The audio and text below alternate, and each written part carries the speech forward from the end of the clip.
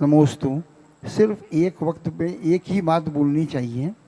मैं तो कुछ भी नहीं था, लेकिन पिछले 10 दिनों में जिस दिन से कलकत्ता से आया हूँ, 16-17 तारीख के बाद से सारे कलकत्ता वाले बोल रहे हैं तुम सुधा सागर जी के हो गए, आना मत, वहीं रहो, वहीं करो, जो करना है करते रहो, आना तो बिल्कुल ही नहीं। अब एक चीज़ सही जो बात बोलने की है, मेरे पास कई जगह से लाइन लगी हुई है और वो कभी भी वो मुझे फ़ोन नहीं करते, गुरुदेव अगर आप ना होते हैं। उन्होंने कहा कि मंदिर तुम निर्माण कर रहे हो, मुझे राशि बता दो। मैंने कहा मुझे तो कुछ भी नहीं मालूम, मैं तो जानता भी नहीं। हाँ, एक राशि जरूर जानता हूँ, वो क्या है कि यहाँ पर जो 24 जिनालय बन रहे हैं वो सिर्फ आधे रुपए के हैं। अब तुम देख लो आधा रुपया देने में कितना वक्त लगता है। गुरुदेव मैंने गलत कहा, सही कहा, मुझे नहीं मालूम, आशीर्वाद आपका चाहिए। इस समय मैं आपसे कुछ नहीं बोलूंगा, क्योंकि आप इस समय देवराज सौधर्मेंद्र हैं। और देवराज सौधर्मेंद्र जो बोलता है उसे सारे स्वर्गीय देवताओं को मानना पड़ता है, ये तो रिश्तेदार है। और आप तो चिंता ही नहीं करो, आपका मंदिर तो ऐसा बनेगा, उसमें राशि की तो कोई लिमिट ही नहीं, बनेगा ऐसा कि साक्षात सौधर्मेंद्र ने ही आकर के कुबेर से बनवाया हो, ऐसा जिनालय निर्माण होगा। महाराज जी के आशीर्वाद से आप बना रहे हैं।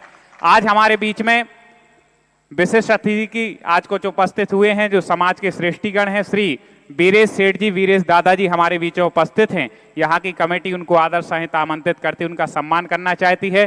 श्री रविंद्र जी पत्रकार भोपाल से हमारे बीच में हैं। श्री देवेंद्र शर्मा जी भोपाल से हमारे बीच में हैं।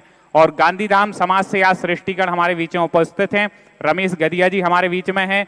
अश्विन जी हमारे बीच में हैं। अध्यक्ष जी और कमेटी के सभी सदस्यगण, श्री राकेश जी अजमेरा, श्री मनोज जी, श्री रवि जी, इनका भी सम्मान हमारे यहाँ के कमेटी करना चाहती है कि आप गुरुवर के अनन्य भक्त आप सब हैं, गुरु चरणों में समर्पित होकर के हमेशा काम करने वाले, और अनेक तीर्थों के निर्माण में इन सभी श्रेष्ठियों का सहयोग है।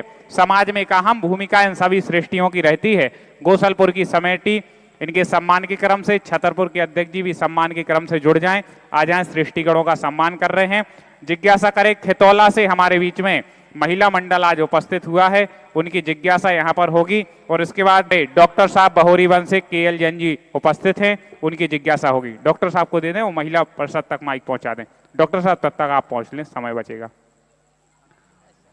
महिला परिषद खितौला और डॉक्टर KL जैन जी की जिज्ञासा होने जा रही है शीघ्रता से। हाँ, महिला परिषद के पास तक पहुंच गए, एक जिज्ञासा करनी है, पूछे जल्दी से। नमोस्तु महाराज जी, इच्छामी महाराज जी। महाराज जी हमारी जिज्ञासा यह है कि महोत्सव विधान पंच कर्नाटक महोत्सव में जो आसपास के क्षेत्र के द्वारा द्रव्य लाई जाती है, तो महाराज जी इस परंपरा का क्या महत्व है? बहुत अच्छी परंपरा है ये। एक प्रकार का जैसे आपके शादी विवाह होते हैं तो आपके यहाँ सब रिश्तेदार व्यवहार लाते हैं। वो इसलिए नहीं लाते कि तुम्हारे यहाँ कमी है, इसलिए लाते हैं कि तुम्हारी खुशी में हम भी शामिल हैं।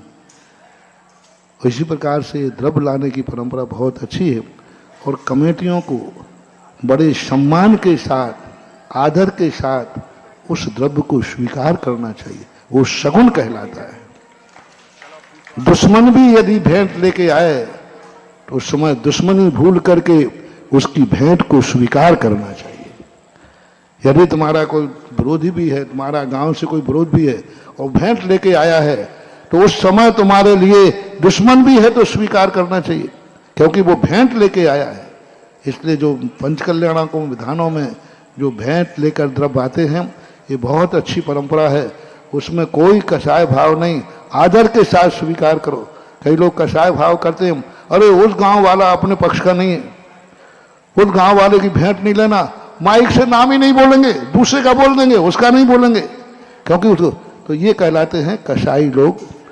कि धर्म क्षेत्र में भी धर्म के स्टेज पर वो भेंट लेके आया है तो भी तुम्हारे अंदर है, ऐसा कभी नहीं करना महानुभाव। मैं अपने भक्तों से कहना चाहूँगा कि जब भी कोई भेंट लेके आए, चाहे तुम्हारे दरबार में वो 1 रुपया लेके आया हो, शादी विवाह में, मंदिर में, उसे सम्मान के साथ खड़े होकर के उस भेंट को स्वीकार करना, क्योंकि भेंट अनमोल होती है, ये ध्यान रखना। डॉक्टर साहब की जिज्ञासा होगी, इसके बाद अंतिम जिज्ञासा रखेंगे श्री मनोज जी जैन खितौला। परम पूज्य महाराज श्री के श्री चरणों में बारंबार नमोस्तु।